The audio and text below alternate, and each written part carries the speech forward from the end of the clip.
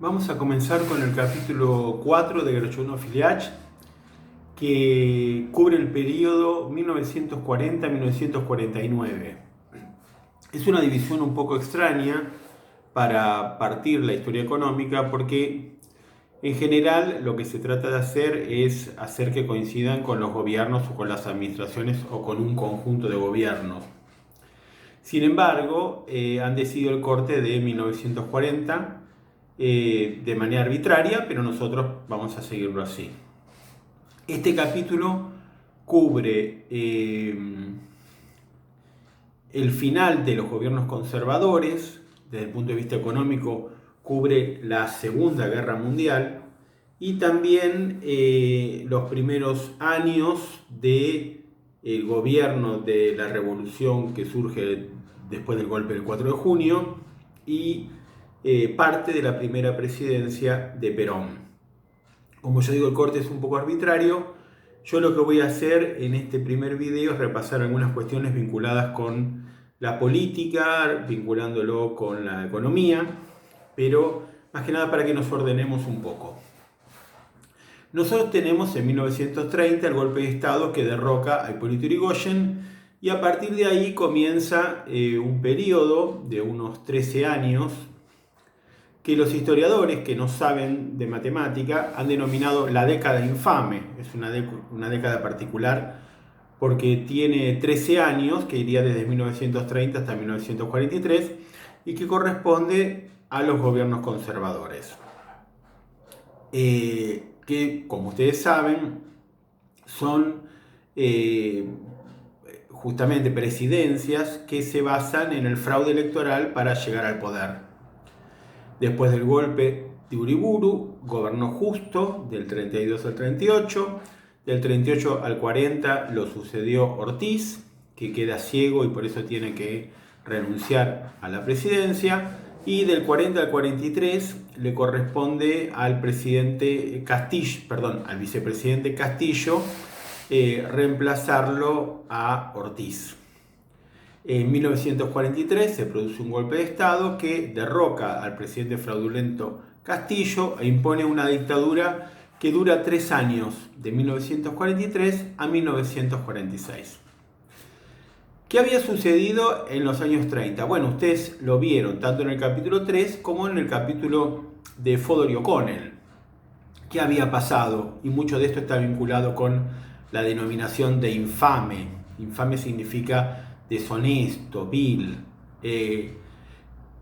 Digamos, lo que había pasado es, por un lado, desde la economía, la crisis y las medidas que toma el gobierno para enfrentar esa crisis. Son gobiernos de personas vinculadas a la élite y que, sin embargo, van a adoptar medidas de intervención en la economía para poder enfrentar la crisis externa. Por ese motivo, vemos que, por ejemplo, se impone el control de cambios con tipo de cambio fijo inconvertible. Vimos también que durante esa década se crean juntas reguladoras. Por ejemplo, la Junta Reguladora de Granos. ¿Qué hacía esa Junta Reguladora? Que era un organismo estatal.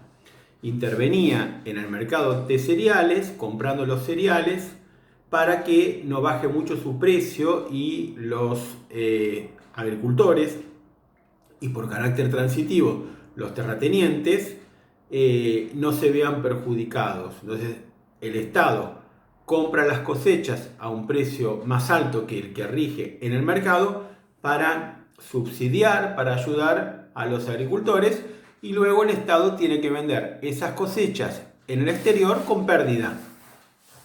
¿Sí? Entonces, la intención claramente es beneficiar al sector terrateniente, pero lo que quiero destacar en este momento es que ya estamos con intervención del Estado en la economía, que se empieza a considerar como bueno, aunque no sea la mejor solución, es la única posible en el momento, que el Estado intervenga en la economía para atender algún desequilibrio del mercado. Inclusive estamos hablando sobre los sectores terratenientes. Esto es en los años 30. También vimos toda la cuestión vinculada con el control de cambios que obligaba a que los exportadores entreguen las divisas y que luego el importador, si quería realizar justamente la importación por el mercado oficial, tenía que recurrir al Estado para que le provea las divisas que justamente había capturado por la obligación que le había generado a los exportadores. Entonces, el que quería importar tenía que recurrir al Estado. Y otra vez tenemos ahí intervención estatal.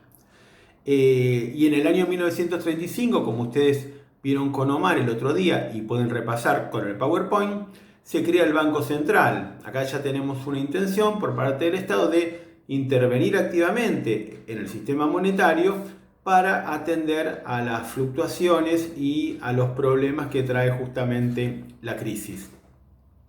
Vemos cómo durante los 30 el Estado interviene mucho más en la economía, con un carácter de clase favorable a los terratenientes, ¿sí? En esto Fodor y O'Connell lo denunciarían a gritos y Gorchunov y Liage lo dicen con tibieza, un poco despacio, pero hay una identificación entre las acciones del gobierno y el favorecer a la clase terrateniente. De hecho, el pacto Roca-Runciman sería eso, sería consagrar a los intereses de una minoría todo el peso que recae sobre la sociedad. Es decir, para decirlo bien, porque no lo dije bien, favorecer a una minoría y que toda la sociedad cargue con el peso de seguir comprando mercaderías importadas en un proveedor que ya se encontraba en decadencia, que fabricaba viejo, que fabricaba caro, que fabricaba obsoleto. O sea, tratar de resucitar el vínculo inglés cuando ya ese vínculo inglés estaba definitivamente muerto. ¿Qué pasaba con las actividades económicas? Bueno, ustedes vieron que en los años 20 surge la industria motorizada en muchos casos por capitales estadounidenses. Esos capitales quedan en la Argentina, van a seguir produciendo, y en los años 30 se produce una nueva oleada de inversiones extranjeras que justamente tienen como objetivo saltear el cerco cambiario que había impuesto el gobierno para favorecer a Inglaterra. O sea, si las empresas estadounidenses no pueden vender desde los Estados Unidos, van a saltar el cerco cambiario, van a instalarse en la Argentina y van a producir para el mercado argentino. Siempre con tecnología de segunda mano, siempre con aquello que desechan en las casas centrales, pero no deja de ser un proceso de industrialización. Esa industrialización, que no es planificada, que no es deliberada, también se ve acompañada por muchos empresarios pequeños que van a aprovechar ciertas circunstancias, primero la crisis y después especialmente la guerra y las dificultades que trae la guerra, para comenzar a producir acá en la Argentina, reemplazando productos de origen extranjero. Estos pequeños empresarios surgen con muy poco capital, con muy poca tecnología, por ende emplean mucha mano de obra y por otro lado no van a fabricar de manera competitiva. Es decir, la industria argentina se va a constituir y va a tener un rasgo que aún en el día de hoy la acompaña. Es una industria que por cuestión de escala, por cuestión de tecnología o por lo que fuera, no puede competir frente a los productos extranjeros. Es una industria que tiene costos más elevados y calidad inferior. Es uso el presente y en este caso con claridad se aplica a la década del 30-40. Lo que pasa que en un contexto de guerra, en un contexto donde escaseaban las divisas para importar, porque en este caso la dificultad no va a estar dada tanto por lo que se encarecen los seguros, como había pasado en la Primera Guerra, sino con que han caído de manera muy abrupta las exportaciones durante los años 30 y eso va a generar la necesidad de reemplazar aquello que antes se importaba por productos nacionales porque justamente no hay divisas suficientes como para realizar la importación. Entonces, es en ese contexto donde crecen las actividades industriales y crecen aún más durante la guerra. ¿Sí? Durante la guerra se acelera el proceso de sustitución de importaciones. Recuerden la guerra 1939-1945. Entonces, acá ya vamos teniendo configurada una nueva realidad de una Argentina industrial, en la que además trabajan ahora millones de obreros que en buena parte provienen del interior de la Argentina y que se van a instalar en el conurbano bonaerense y también en el conurbano de la ciudad de Rosario. ¿Sí? Se van formando justamente los barrios que luego van a ser quienes proporcionen la mano de obra que utilice esta industria.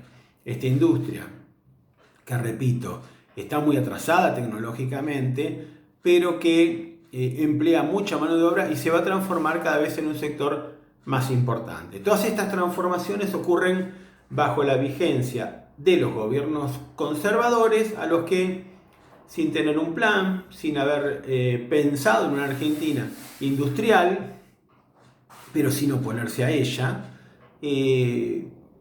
ven cómo esta realidad se transforma.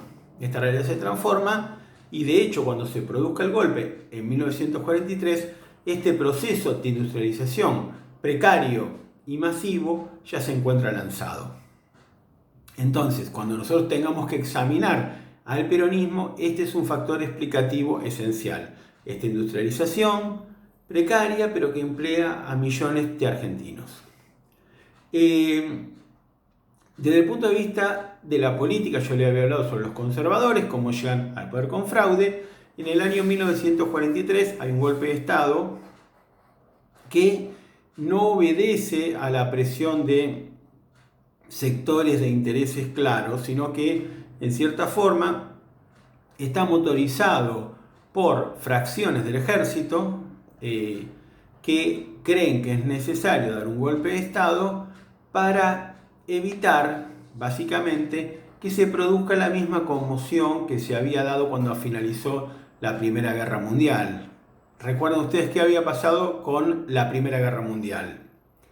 Un veranito industrialista, muchas industrias que surgen, pero que al abrirse nuevamente la economía en 1919 van a quebrar y van a generar un gran descontento social y una situación de malestar cuasi revolucionaria o por lo menos rebelde.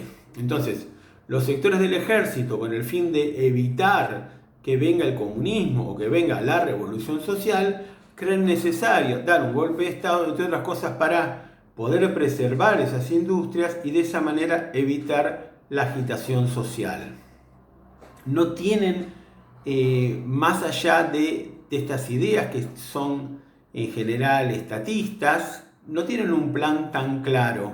¿Sí? Es un golpe de Estado que se da ante la coyuntura y en el que tienen un papel decisivo un grupo de oficiales del ejército que se denomina GO, nadie sabe bien qué significan esas siglas, y dentro del GO, que está integrado por oficiales del ejército, descolla la figura de Perón, a pesar de que Perón era un coronel. En el ejército es muy importante la jerarquía y es obvio que un coronel no puede mandar a un general. Un coronel es un oficial de grado alto, pero no del grado más alto. Sin embargo, la influencia de Perón es notable. No le va a alcanzar para ser nombrado presidente, porque eso implicaría todo un descalabro institucional, y presidente tiene que ser un general, pero va a tener posiciones cada vez más relevantes en el gobierno, que arranca el 4 de junio de 1943, esta dictadura, y va a terminar el 4 de junio de 1946. En el capítulo siguiente, en el video siguiente, seguimos examinando estas cuestiones.